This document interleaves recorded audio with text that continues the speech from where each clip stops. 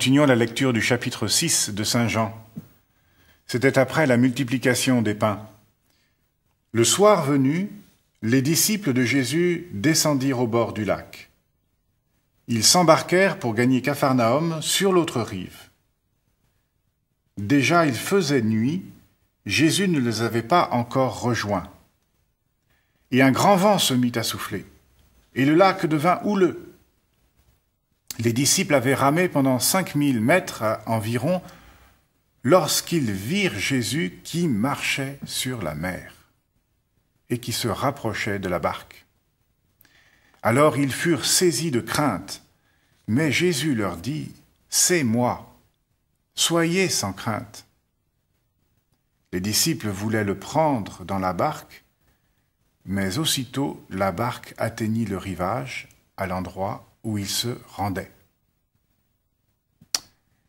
J'espère que vous avez saisi la puissance de ces symboles qui sont là juste après la multiplication des pains.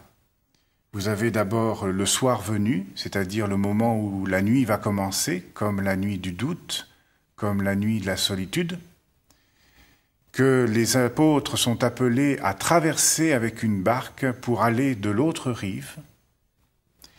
Et déjà il faisait nuit, et ce vent qui se met à souffler au milieu de la nuit ressemble bien au grand vent de la peur, au grand vent du questionnement « Est-ce que Jésus est avec nous ?»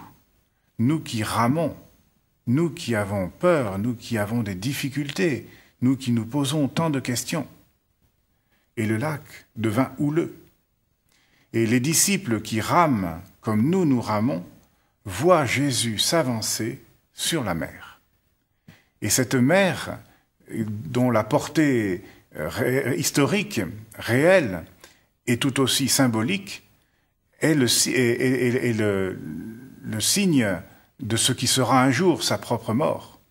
Jésus qui marche sur la mer et qui anticipe sur l'autre rive la rencontre avec son Église barque, c'est le Christ ressuscité qui marche déjà sur la mort et qui appelle la barque de ses disciples qui rament à continuer le chemin avec courage, avec foi et sans crainte, puisque ego eimi, c'est moi, n'ayez pas peur, soyez sans crainte. Et que lorsque nous arrivons simplement sur l'autre rive, là se jouera la rencontre, les noces de l'alliance entre le Christ ressuscité et la barque Église. Et que nous sommes en attendant, en train de ramer, avec le Christ qui se rapproche de nous et qui ne cesse dans nos peurs de nous dire « Sois sans crainte ».